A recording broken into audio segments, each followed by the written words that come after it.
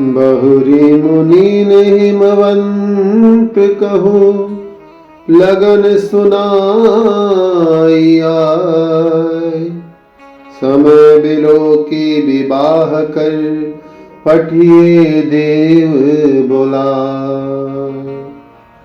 फिर जाकर मुनियों ने हिमवंत को लग्न सुनाई और ब्याह का समय देखकर देवताओं को बुलाया।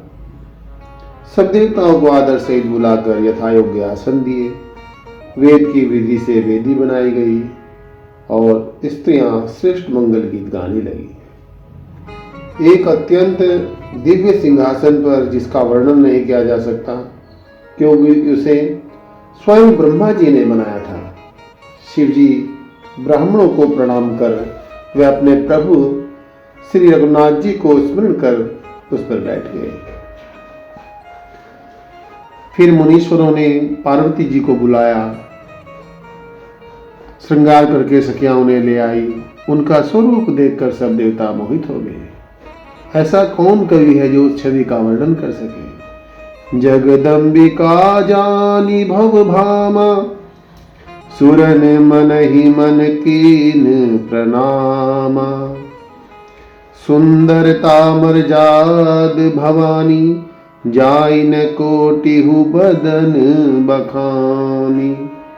जगत माता और शिवप्रिया जानकर देवताओं ने मन ही मन उन्हें प्रणाम किया। पार्वती जी की सुंदरता की सीमा है।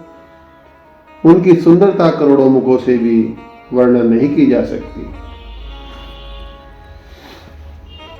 जो करोड़ों मुखों से भी नहीं कही जा सकती, पार्वती जी की ऐसी शोभा का वर्णन करते वेद, शेषनाग और शारदा को भी संकोच होता है। तब मैं मंद बुद्धि तुलसीदास किस गिनती में हूं। शोभा और सुंदरता की खान भवानी मंडप के बीच में गई जहां शिव जी थे। संकोच के कारण पति के चरण कमलों के दर्शन नहीं कर सकी, परंतु मन रूपी भोरा तो वही था। मुनियों की आज्ञा से शिव पार्वती जी ने गणेश जी का पूजन किया। देवताओं को अनादि जानकर कोई यह सुनकर अपने मन में शंका न करे।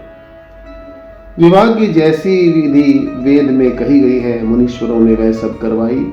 तब हिमवान ने कुश लेकर कन्या का हाथ पकड़कर उन्हें भवानी जानकर शिव जी को दान कर दिया। महादेव जी ने पार्वती जी का पाणी ग्रहण किया।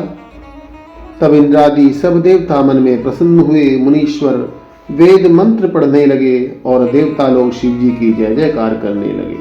भांति भांति के बाजे बजने लगे।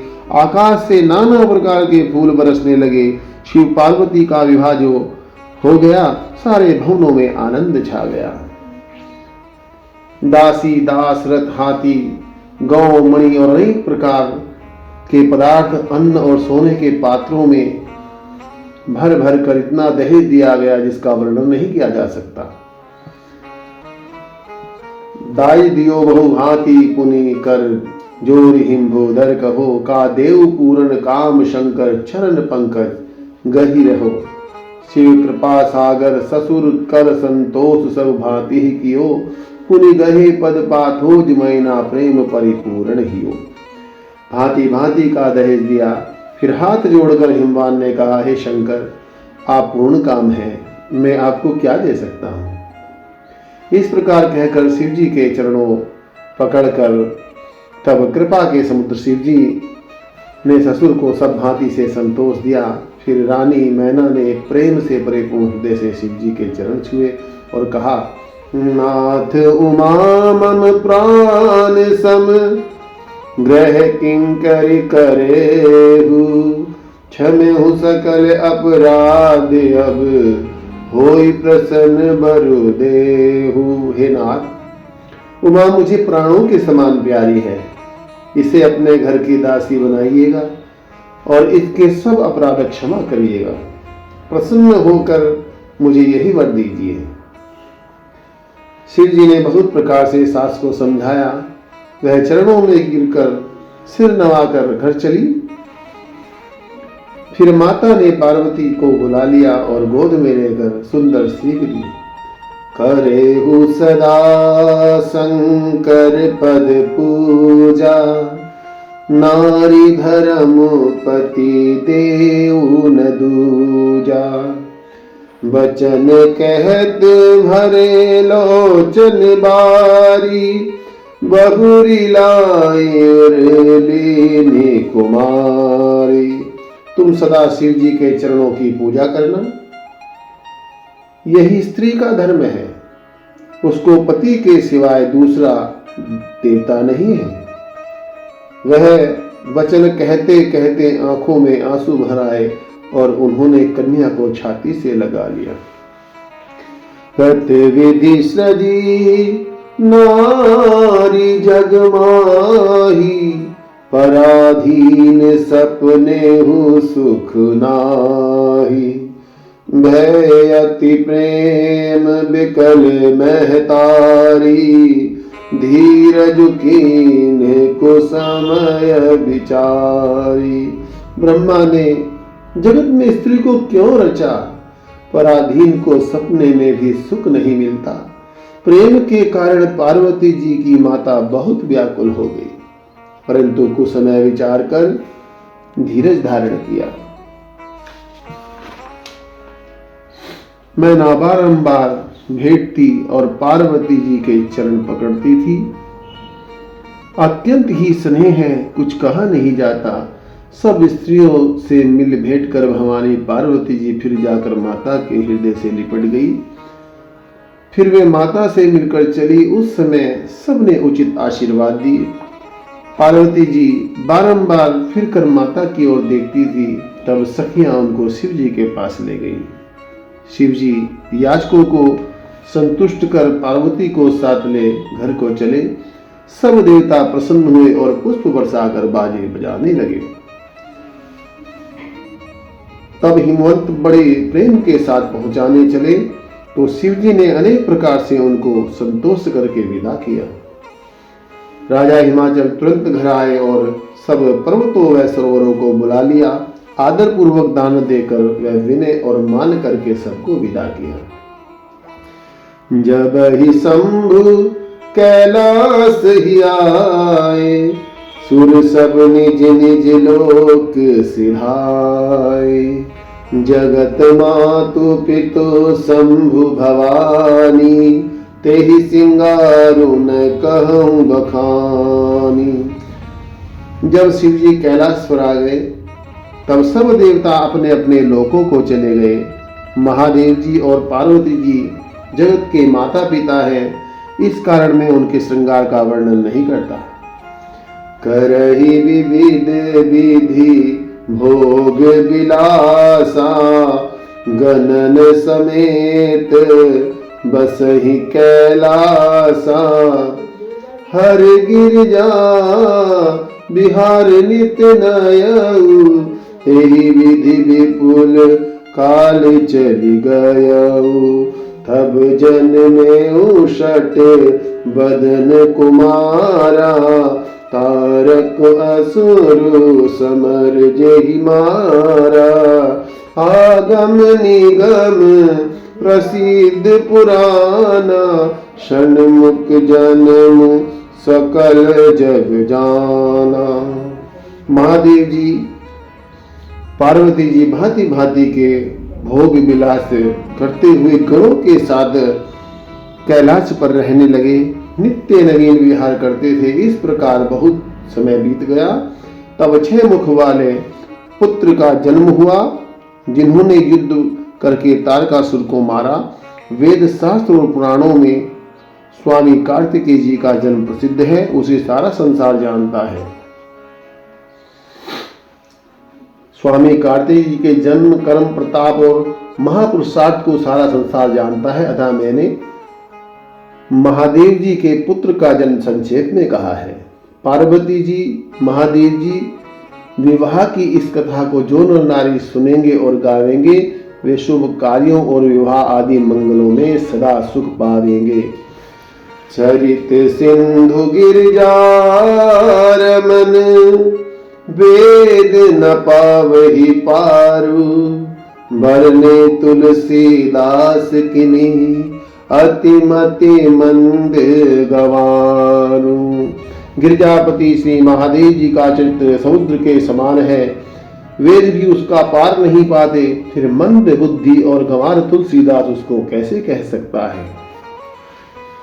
इस प्रकार से शंभु चरित सुनि सरस सुहावा, भारद्वाज मुनि अति सुख पावा, बहुलालसा कथा पर बाड़ी, नैने नीरु रोमावल ठाड़ी। शिव जी का रसपूर्ण और सुहावना चरित्र सुनकर भारद्वाज मुनि बहुत सुखी हुए। कथा सुनने की लालसा और बढ़ गई, आंखों में आनंद के आंसू भर आए और रोमावली खड़ी हो गई। प्रेम दिवस मुख आवन बानी, दशा देखी हर से मुनि ज्ञानी। अहो धन्य तब जन्म मुनीसा, तुम ही प्राण प्रिय सम गौरीसा। प्रेम में मग्न होने के कारण बात नहीं निकलती। यह दशा देख ज्ञानी मुनि याज्ञवल्क्य जी बहुत प्रसन्न हुए और बोले, हे मुनीश, तुम्हारा जन्म धन्य है, तुम्हें महादेव जी प्राणों के समान प्यारे हैं। शिव पद कमल जिनहि रति नाही, राम ही ते सपने हूँ न सोहाई। बिनु छल विश्वनाथ पद ने हूँ, राम भगत कर लक्षण एहू। शिव जी के चरण कमलों में जिनकी प्रीति नहीं है, वे श्री रामचंद्र जी को स्वप्न में भी अच्छे नहीं लगते। विश्वनाथ महादेव जी के चरणों में निष्कपट स्नेह हो, यही राम भक्त का लक्षण है। शिव सम को रघुपति व्रत धारी, बिनु अग तजी सती असी नारी। पनु करी रघुपति भगति दिखाई, को शिव सम राम ही प्रिय भाई। शिव जी के समान रघुनाथ जी की भक्ति का व्रत धारण करने वाला कौन है, जिन्होंने बिना ही अपराध के सती जैसी स्त्री को त्याग दिया। शिव जी ने प्रण करके राम भक्ति को दृढ़ कर दिया। हे भाई, रामचंद्र जी को शिव जी के समान कौन प्यारा है। प्रथम ही मैं कही शिव चरित, बूझा मर्म तुम्हार। सुचि सेवक तुम राम के, रहित समस्त विकार। पहले शिव जी का चरित्र सुनाकर मैंने तुम्हारा भेद जान लिया और समझ लिया कि तुम राम जी के पवित्र सेवक और विकारों से रहित हो। मैं जाना तुम्हार गुणशीला, कहूँ सुनो अब रघुपति लीला। सुनु मुनि आज समागम तोरे, कहीं न जाए जस सुख मन मोरे। मैंने तुम्हारा गुण और स्वभाव जान लिया, अब रामचंद्र जी की लीला कहता हूं, उसे सुनो। मुनि,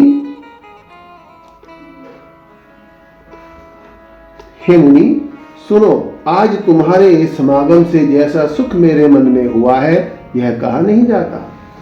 रामचरिते अति अमित मुनीसा, कहीं न सकहि सत कोटि यहीसा।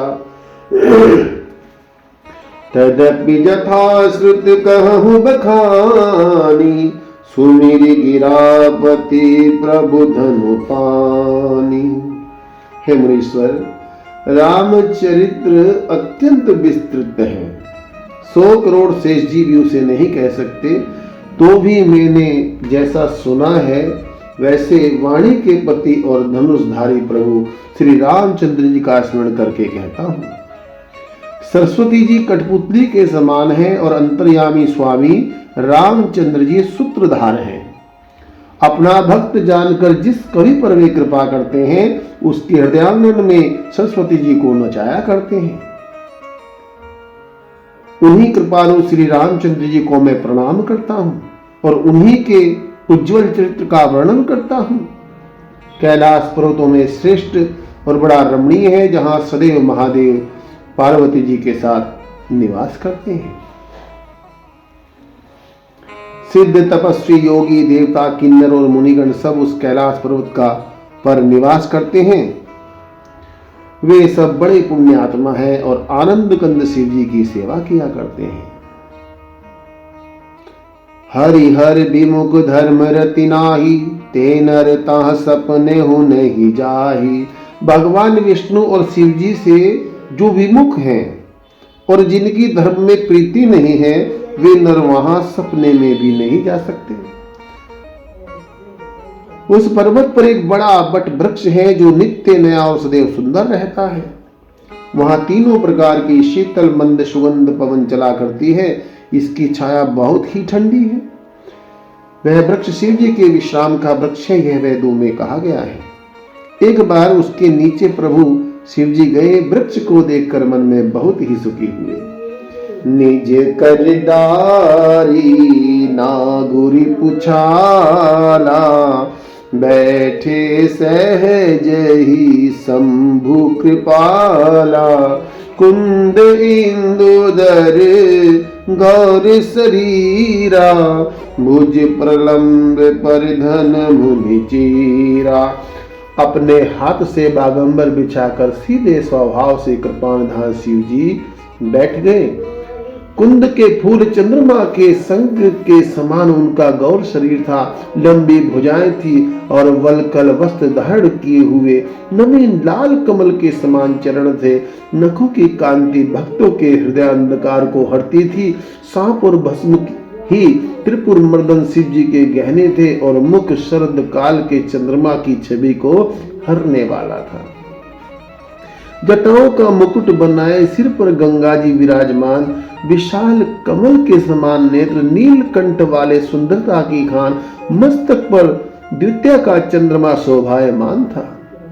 बैठे सोह काम रिपु कैसे, धरे शरीर शांत रसु जैसे। कामदेव के शत्रु शिव जी बैठे थे जैसे शरीर शांत रस धारण किए बैठा हो। पार्वती भले अवसरु जानी, गई शंभ पहि मातु भवानी। माता पार्वती जी सो अवसर जानकर उनके पास गई। शिव जी ने अपनी प्यारी पत्नी जानकर बहुत आदर किया और अपने बाईं ओर आसन दिया। पार्वती जी प्रसन्न होकर शिव जी के पास बैठ गई। उन्हें पूर्व जन्म की कथा स्मरण हो आई। बोलिए प्रभु श्री रामचंद्र भगवान की जय।